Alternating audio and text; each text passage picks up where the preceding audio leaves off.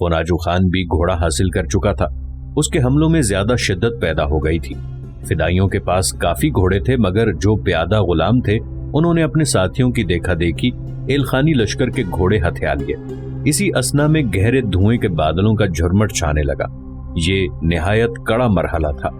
شیخ کبیر الدین نے مطلع صاف ہوتے دیکھ کر اپنے ساتھیوں کو ہدایت کی کہ وہ منگولوں کی صفیں چیرتے ہوئے راستہ بنائیں تاکہ وہ جلد از جلد اس نرغے سے نکل جائیں.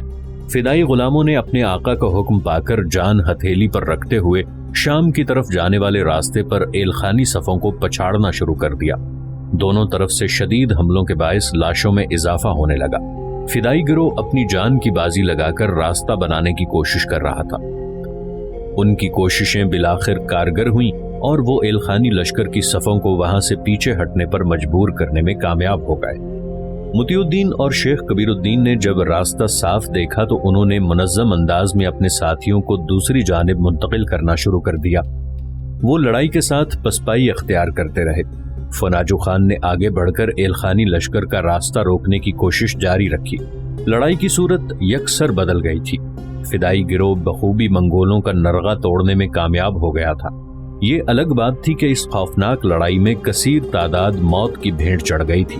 شیخ کبیر الدین نے مطیع الدین کو اشارہ کیا کہ وہ فوناجو خان سے کہے کہ لڑائی کا کوئی فائدہ نہیں، انہیں تیز رفتاری سے گھوڑے دوڑاتے ہوئے نکل جانا چاہیے. مطیع الدین نے اپنے گھوڑے کو ایڑ لگائی اور فوناجو خان کے پاس آ گیا. دشمن کے وار روکتے ہوئے اس نے فوناجو خان کو سمجھا دیا کہ ہمیں میدان چھوڑ دینا چاہیے. فدائی غلام اور خیام زرنی سپاہی ایلخانی لشکر کو کچھ دیر تک روکے رکھیں گے. اسی دوران وہ ایلخانی لشکر کی گرفت سے دور نکل جائیں گے. فوناجو خان نے مطیع الدین کی بات سمجھنے کے بعد کیناتوز نگاہوں سے اس کی جانب دیکھا اور چیخ کر بولا، مطیع الدین، یہ کوئی بہادری والی بات نہیں ہے. دوسرا، میں اس مقام پر اکیلا نہیں ہوں، میرے ساتھ سپاہی بھی ہیں، میں انہیں دھوکہ نہیں دے سکتا. مطیع الدین سمجھ گیا کہ فوناجو خان کسی قیمت پر اس کی بات نہیں مانے گا. اس نے ایلخانی سپاہیوں پر حملہ کرتے ہوئے غفلت کے عالم میں فوناجو خان کے سر کے عقبی حصے میں اپنی تلوار کا دستہ جڑ دیا. فوناجو خان کا خود سر سے گر چکا تھا، اس لیے وہ اس ضرب کی تاب نہ لا سکا. اس نے اپنی گھومتی ہوئی کھوپڑی کو سنبھالنے کی کوشش کی، مگر مطیع الدین نے دوسرا اور پھر تیسرا وار کر کے اسے ہوش سے بیگانہ کر دیا. وہ گھوڑے پر جھولنے لگا. مطیع الدین کے لیے یہ مرحلہ بڑا نازک تھا. اس نے جست لگائی اور فوناجو خان کے گھوڑے پر پہنچ گیا. فوناجو خان پورا گوشت کا پہاڑ تھا. گھوڑا بری طرح بلبلا رہا تھا. مطیع الدین نے فوناجو خان کے پہلوؤں سے ہاتھ نکال کر گھوڑے کی باگیں تھامی اور اسے لے کر تیزی سے شیخ کبیر الدین کی جانب بڑھایا. شیخ کبیر الدین نے حیرت سے مطیع الدین کی جانب دیکھا. اس کے سوا کوئی چارہ نہیں تھا. میرا خیال ہے ہمیں نکلنے میں تاخیر نہیں کرنی چاہیے. اگر ہو سکے تو خالی گھوڑا بھی اپنے ساتھ لے لی جائے. شیخ کبیر الدین نے اپنے خاص احباب کو اشارہ کیا. انہوں نے کنیزوں کے گھوڑوں کے ساتھ پہاڑی پگڈنڈی پر تیزی سے سفر شروع کر دیا. شیخ کبیر الدین اور مطیع الدین کچھ غلاموں کے ہمراہ ان کے عقب میں گھوڑے بگانے لگے. چند لمحوں میں ہی فدائی گروہ اور خیام زرنی سپاہیوں پر یہ حقیقت آشکار ہو گئی کہ ان کے سالار انہیں میدان میں چھوڑ کر فرار ہو چکے ہیں. وہ بھی ان کے پیچھے فرار ہونے کی کوششیں کرنے لگے. ایلخانی لشکر نے فدائیوں کے قدم اکھڑتے دیکھ کر انہیں ہاتھوں ہاتھ لیا. بہت کم لوگ ایلخانی لشکر کے ہاتھوں بچ نکلنے میں کامیاب ہو سکے. دھوئیں کے بادل پوری طرح چھٹ چکے تھے اور قلعے کو آگ بدستور لگی ہوئی تھی. یہ ہواؤں کے ٹھہراؤ کے باعث ہوا تھا. ایلخانی لشکر کافی دور تک فدائیوں کا پیچھا کرتا ہوا گیا اور جو ان کے ہاتھ لگ پایا اسے موت کے گھاٹ اتار دیا. یہ ہلاکو خان کی جانب سے کڑی ہدایت تھی کہ کسی بھی شخص کو قیدی بنانے کی کوئی ضرورت نہیں. جو کوئی فرد زندہ ملے یا جو ہتھیار پھینک کر امان کا طالب ہو، سب کو ہلاک کر دیا جائے. شیخ کبیر الدین اپنے ساتھیوں کے ساتھ بغیر رکے مسلسل سفر کرتا رہا. وہ ایلخانی لشکر کی پہنچ سے بہت دور نکل آئے تھے. جب شام کی تاریکی چھانے لگی تو انہوں نے پہاڑی دروں میں ایک بڑا غار ڈھونڈ نکالا. تمام لوگ اس غار میں پناہ گزین ہو گئے. گھوڑوں کو غار کے عقبی حصے میں باندھ دیا اور کچھ ہی دیر میں وہاں لکڑیاں جلا کر آگ روشن کر لی. سب لوگوں کی حالت خستہ ہو رہی تھی. کپڑوں پر خون کے بڑے بڑے دھبے موجود تھے اور چہروں پر ہوائیاں اڑتی دکھائی دیتی تھیں. شیخ کبیر الدین نے اس خدشے کے پیش نظر غار کے منہ پر خیموں کے کپڑے باندھ ڈالے کہ دور سے روشنی دکھائی نہ دے. ایک حصے میں کپڑے کا بڑا پردہ لٹکا دیا گیا جہاں شیخ کبیر کی خاص کنیزیں ٹھہرائی گئی تھیں. غلاموں کا زیادہ حصہ غار کے باہر نگرانی پر تعینات کیا گیا۔ فناجو خان کو ہوش آ چکا تھا۔ اس نے اپنے سر پر ہاتھ پھیرا تو اسے معلوم ہوا کہ سر میں زخم موجود ہے۔ مطیع الدین نے اس کے سر میں نظر ڈالی تو ہنسنے لگا۔ زخم معمولی نوعیت کا تھا، خون نکل کر جم چکا تھا۔ تم نے میرے ساتھ اچھا نہیں کیا، فناجو خان الفاظ چبا کر بولا۔ یہ میں زیادہ بہتر جانتا ہوں کہ کیا درست تھا اور کیا غلط۔ تم لڑائی کے نشے میں یہ شاید بھول گئے تھے کہ ہمارے پاس قوت بے حد کم تھی اور ہمارے بیشتر افراد نقاہت کا شکار تھے۔ ہماری منصوبہ بندی جم کر جنگ کرنے کی نہیں تھی بلکہ انہیں الجھا کر رستہ حاصل کرنے کی تھی۔ مطیع الدین طمانیت سے بولا۔ فناجو خان محض تلخی سے گھور کر رہ گیا۔ خان، ہمیں تمہاری بہادری اور جرت پر فخر ہے، مگر حالات کچھ ایسے تھے کہ وہاں یہ سب دکھانے کا فائدہ نہیں تھا۔ شیخ کبیر الدین نرمی سے بولا۔ فناجو خان خاموش رہا۔ شیخ الرئیس، مطیع الدین بولا، اب ہم کہاں پہنچ چکے ہیں؟ تم لوگ صبح حالات کو دیکھتے ہوئے جانا چاہو تو مجھے کوئی اعتراض نہیں، البتہ اگر تم میرے ساتھ شام چلو تو مجھے زیادہ خوشی ہوگی۔ شیخ کبیر الدین مسکرا کر بولا، اگر ایل خانی لشکر تعاقب کرتا ہوا صبح تک یہاں پہنچ گیا تو؟ ایک شخص نے خدشہ ظاہر کیا۔ اس بات کا فیصلہ تو صبح ہی ہو سکے گا کہ ہمارا تعاقب کیا جا رہا ہے یا نہیں۔ میں نے اپنے خاص غلام قلعۃ الموت کی جانب روانہ کر دیے کہ وہ یہ معلوم کریں کہ ایل خانی لشکر کس حالت میں ہے۔ اگر وہ صبح روانگی اختیار کرے گا تو ہمیں کچھ دن تک اس غار میں مزید چھپنا پڑے گا۔ کیا یہ غار لشکر کی نگاہوں میں نہیں آئے گا؟ مطیع الدین نے تعجب سے پوچھا۔ نہیں، شیخ کبیر الدین بولا، یہ غار شام کو جانے والے صحیح راستے سے کافی دور ہے۔ ہم اس وقت برقعی خان کی ریاست اور قسطنطنیہ کے بالکل وسط میں ہیں۔ یہاں سے نیچے کی جانب اترنے والی راہ اردو زریں کی جانب جاتی ہے، جبکہ بالائی جانب کے دوسری جانب قسطنطنیہ کی سرحدیں شروع ہو جاتی ہیں۔ ہمیں شام جانے کے لیے گھوم کر بالائی راستے سے سیدھا مشرق میں بڑھنا ہوگا۔ یہ تمام رستہ اسی پہاڑی سلسلے میں ہی پوشیدہ ہے۔ شیخ کبیر الدین نے وضاحت کی۔ کوہ کاف یہاں سے کس جانب واقع ہے؟ اچانک فناجو خان بول اٹھا۔ جب تم اس غار سے نکلو گے تو اس کے گرد گھوم کر دوسری جانب نیچے اتر جاؤ گے۔ وہاں سے تمہیں سامنے ایک بڑا پہاڑ دکھائی دے گا۔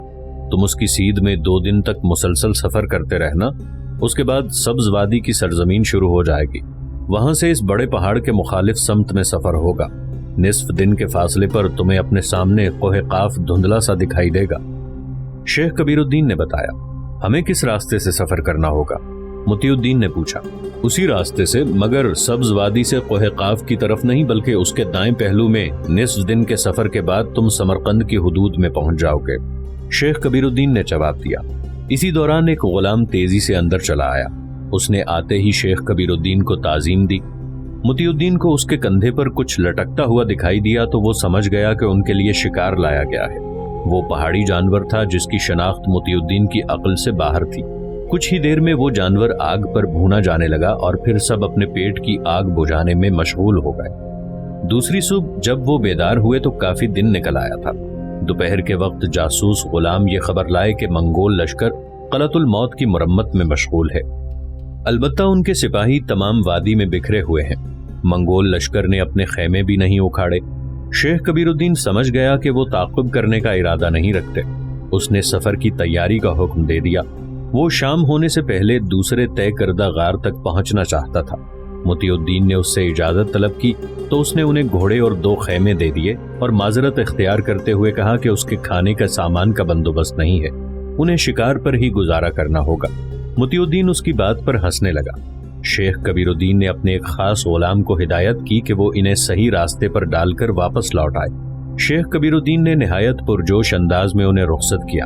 مطیع الدین اور فناجو خان دونوں اپنے اپنے گھوڑوں پر سوار ہو کر غلام کے ساتھ پہاڑی کے عقبی حصے کی جانب بڑھ گئے۔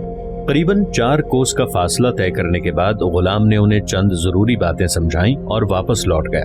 وہ دونوں خاموشی سے بتائی گئی راہ پر مناسب انداز میں سفر کرتے رہے۔ مطیع الدین فوری طور پر سمرقند پہنچنا چاہتا تھا تاکہ وہ برقعی خان کو تازہ ترین صورتحال سے آگاہ کر سکے۔ ہلاکو خان کی لگاتار کوششوں کے بعد برقعی خان کا ایک حلیف تباہ کر دیا گیا۔ فدائیوں میں 60 یا 70 افراد بچ کر نکلنے میں کامیاب ہو پائے تھے، جن میں شیخ کبیر الدین بھی شامل تھا، جبکہ خیام زرنی دستے موت کے گھاٹ اتار دیے گئے۔ قہستان میں مکمل طور پر ہلاکو خان کا اختیار تھا۔ اب اس کے لیے بلاد فارس کے رستے بھی کھل چکے تھے۔ وہ بڑی آزادی کے ساتھ آ جا سکتا تھا۔ قلعۃ الموت کو ایلخانی چھاونی میں بدل دیا گیا۔ یہ الگ بات تھی کہ یہاں وہ زیادہ دیر تک ٹھہر نہیں سکتے تھے کیونکہ موسم کی شدت انہیں بیمار کر دینے کے لیے کافی تھی۔ اگر وہ موسم کے خلاف انتظام کرنے کی کوشش بھی کرتے تو انہیں کڑی محنت سے کام لینا پڑتا۔ مطیع الدین کی تدبیر کے باعث وہاں موجود خشک لکڑی کے تمام ذخیرے جل کر خاک ہو چکے تھے۔ وہ دونوں مسلسل سفر کرتے بالآخر سمرقند کی حدود میں پہنچ گئے۔ مطیع الدین نے سفر کی تکان کے پیش نظر فوناجو خان کو مخاطب کیا اور اسے خیمہ زن ہونے کا مشورہ دیا۔ فوناجو خان نے اس کی صورت پر گہری نظر ڈالی۔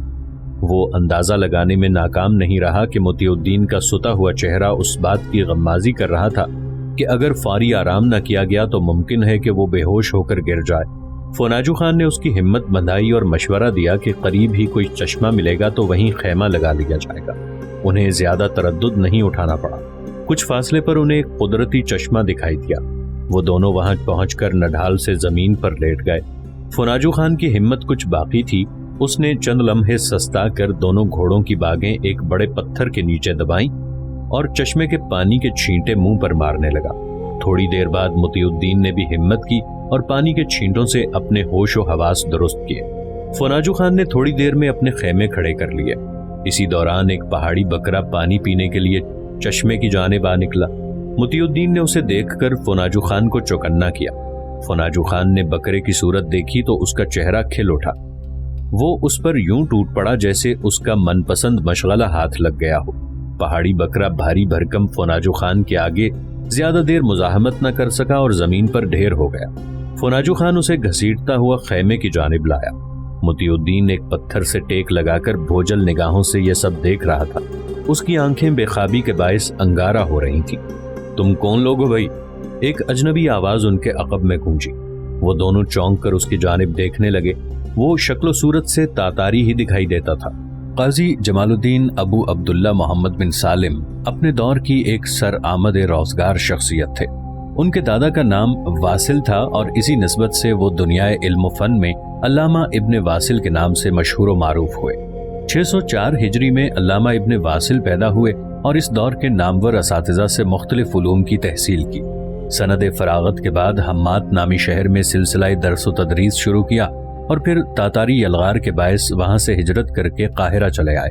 مشہور مورخ اور جغرافیہ داں علامہ اسماعیل بن علی ایوبی المعروف علامہ ابو الفدا ان کے معروف شاگردوں میں سے ایک تھے۔ علامہ ابو الفدا اپنے استاد محترم کے بارے میں لکھتے ہیں، علامہ قاضی جمال الدین محمد امام وقت اور فضلائے زمانہ میں سے ایک ہیں۔ مختلف علوم فقہ، اصول دین، منطق، ہندسہ، حیت اور تاریخ میں دستگاہ کامل رکھتے تھے۔ ان کی مختلف تصانیف میں مفرج الکروب فی اخبار بنی ایوب خاصی شہرت یافتہ تاریخ کی کتاب تصور کی جاتی ہے۔ ایک دوسری جگہ قاضی جمال الدین محمد کے بارے علامہ ابو الفدا لکھتے ہیں، میں بارہا ان کے پاس حمات گیا اور کتاب عقلیدس کی اکثر مشکلات کو ان سے حل کیا اور ان سے بھرپور استفادہ کیا۔ عروض میں ابن حاجب کے منظوم رسالے کی شرح بھی میں نے انہی سے پڑھی کیونکہ انہوں نے اس رسالے کی نہایت عمدہ شرح لکھی تھی، اور اسی طرح کتاب الالغانی میں جو اسماء ہیں ان کی تصحیح بھی انہی سے حاصل کی۔ 659 ہجری میں سلطان بیبرس نے اپنی خارجہ حکمت عملی کے تحت قاضی جمال الدین ابن واصل کو اطالیہ اور سسلی کے حکمران شاہ منفرڈ سے دوستانہ مراسم کے لیے اطالیہ روانہ کیا۔ شاہ منفرڈ سے تعلقات کا بنیادی مقصد یہی تھا کہ سلطنت اسلامیہ پر تاتاریوں کی جانب سے ٹوٹنے والے ظلم و ستم کے باعث جو نا امیدی اور بے اطمینانی کی فضا چھائی ہوئی تھی، اس میں نصرانی اور صلیبی خطرات کے بڑھتے ہوئے دباؤ کو کسی بھی طرح کم کیا جائے۔ شاہ منفرڈ کے بارے میں اس قسم کی خبریں موصول ہوئی تھیں کہ وہ بیزنطینی کلیسا کا شدید مخالف ہے اور ان کے ناپسندیدہ عزائم کے خلاف آواز بلند کرتا رہتا ہے۔ سلطان بیبرس نے تمام اطلاعات کی روشنی میں غور و خوض کیا تو اسے ایک ایسی سفارت کی ضرورت محسوس ہوئی جو نہایت غیر معمولی صلاحیتوں کی حامل ہو۔ قاضی جمال الدین محمد ابن واصل کے علمی فضائل اور خداداد ذہانت کا ڈنکا قاہرہ میں ہر سو بج رہا تھا، لہٰذا سلطان بیبرس کی نگاہ انتخاب انہی پر ٹھہری۔ قاضی جمال الدین کو شاہی محل میں طلب کیا گیا اور انہیں شاہ منفرڈ کے حوالے سے ضروری نوعیت کی معلومات فراہم کی گئیں۔ قاضی جمال الدین نے تمام تفصیلات کو بڑی طمانینت اور دھیان سے سنا۔ وہ امت مسلمہ کے حالات کی سنگینی اور نزاکت سے بخوبی آگاہ تھے۔ انہوں نے نہ صرف اپنے انتخاب پر سلطان بیبرس کا شکریہ ادا کیا بلکہ اس کی حکمت عملی کو بھی سراہا، کیونکہ سلطنت اسلامیہ پر چھائے ہوئے بدترین حالات میں شاہ مینفرڈ سے دوستی کی کوشش نہایت عمدہ اقدام میں شمار کی جا سکتی تھی۔ قاضی موصوف نے بخوشی اس ذمہ داری کو قبول کر لیا۔ سلطان بیبرس نے شاہ مینفرڈ کے ایک بہترین مراسلے اور بیش بہا قیمتی تحائف ان کے حوالے کیے۔ قاضی جمال الدین ابن واصل ضروری تیاری کے ساتھ قاہرہ سے نکل کر دمیاط پہنچے اور پھر وہاں سے سمندری راستے سے سسلی یعنی صقلیہ اور پھر اطالیہ پہنچ گئے۔ مختلف شہروں میں سے سفر کرتے ہوئے وہ اطالیہ کے دارالحکومت امبولا یعنی اپولیا پہنچ گئے۔ یہ شہر اندلس کی سلطنت سے متصل تھا۔ کسی زمانے میں اس شہر پر مسلمانوں کی حکومت ہوا کرتی تھی، مگر مسلمانوں کی ناقابت اندیشی اور باہمی جھگڑوں کے باعث اب یہ نصرانیت کے پرچم تلے آ چکا تھا۔ تعصب اور کمینگی کا یہ عالم تھا کہ نصرانی حکمرانوں اور رعیت نے مسلمانوں کی سالہ سال کی خدمات اور احسانات کو فراموش کرتے ہوئے یک لخت آنکھیں ماتھے پر رکھ لی تھیں اور سلطنت کی باغ ڈور سنبھالتے ہی مسلمان رعیت کے ساتھ ظلم و ستم کا رویہ اختیار کر لیا تھا۔ انہیں جبراً عیسائی بنایا جانے لگا اور جو کوئی دین حق سے پیچھے ہٹنے پر آمادہ نہ ہوا اسے اپنے مقبوضہ علاقوں سے نکال باہر کیا۔ بے بس اور لاچار مجبور مسلمان اپنے گھر بار اور ساز و سامان چھوڑ کر اطالیہ کے شہروں سے نکل کر جزیرہ سسلی میں پناہ گزین ہوئے، مگر وہاں بھی ان کی آپسی نا اتفاقی اور اختلافات ان پر حاوی ہو گئے۔ اطالیہ کے نصرانی فرما رواؤں نے مسلمانوں میں باہمی اتحاد کا فقدان دیکھتے ہوئے آگے بڑھ کر سسلی پر بھی قبضہ کر لیا۔ یوں مسلمان حاکمیت سے دور غلامی کی دلدل میں دھستے چلے گئے۔ نصف صدی سے زائد عرصے تک مسلمان نصرانی ظلم و جور کی چکی میں پستے رہے کہ قدرت کو ان کی حالت زار پر رحم آ گیا اور جرمن فرما روا شاہ فریڈرک دوم نے اطالیہ اور سسلی کی فتح کے بعد ان کے کسی قدر حقوق بحال کیے اور انہیں سسلی سے نکال کر واپس اطالیہ میں آباد کیا۔ شاہ فریڈرک دوم نے مسلمانوں کو اطالیہ کے صوبے فوقیا کے دو غیر آباد شہروں لوشیریا اور نوشیریا میں آباد کیا۔ یہاں انہیں مکمل مذہبی آزادی دی گئی۔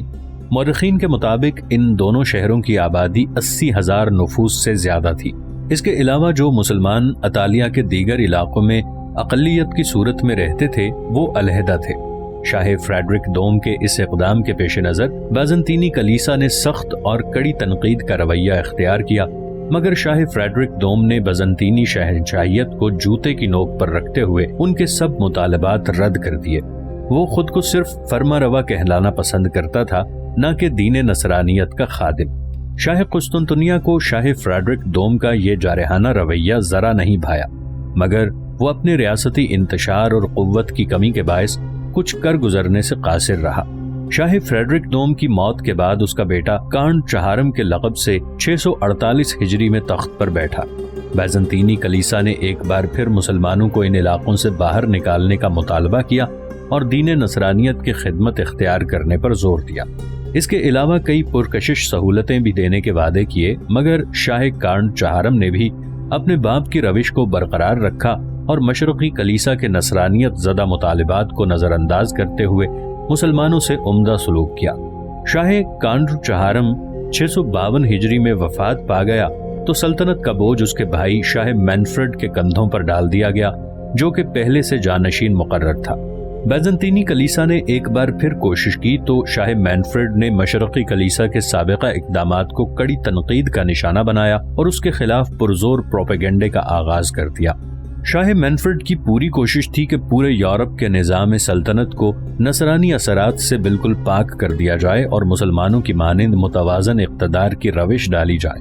اگر دیکھا جائے تو اس کی کوشش نہایت عمدہ اور قابل تعریف تھی، جس کے باعث پورے یورپ میں مسلمانوں کی مخالفت کی بجائے باہمی اتفاق سے نہ صرف امن و امان کی فضا قائم ہو جاتی اور طویل عرصے سے چھڑی ہوئی تعصب پسندی کی مذہبی جنگ مٹ جاتی، بلکہ تمدن و ترقی کی نشو و نما کی نئی راہیں کھل جاتی۔ مگر شاہ مینفرڈ کی اس قابل تحسین کوشش میں کوئی بھی مکمل ساتھ دینے پر آمادہ نہیں تھا۔ اندلس تازہ نصرانی قبضے میں آیا تھا۔ وہاں کے تعصب پسند حکمران یہ قطعاً نہیں چاہتے تھے کہ مسلمانوں کو زیادہ دیر تک ان کی سرزمین پر رہنے کا کوئی موقع فراہم کیا جائے۔ ان کا تو صرف یہی مطالبہ تھا کہ مسلمانوں کو زیادہ دیر تک ان کی سرزمین پر رہنے کا کوئی موقع فراہم کیا جائے۔ ان کا تو صرف یہی مطالبہ تھا کہ اندلس صرف نصرانیوں کا ہے۔ وہاں مسلمانوں کے مستقل رہنے یا عارضی قیام کی کوئی اجازت نہیں دی جا سکتی۔ انہیں تو غرناطہ کی اسلامی سلطنت بھی کانٹے کی مانند چبھ رہی تھی۔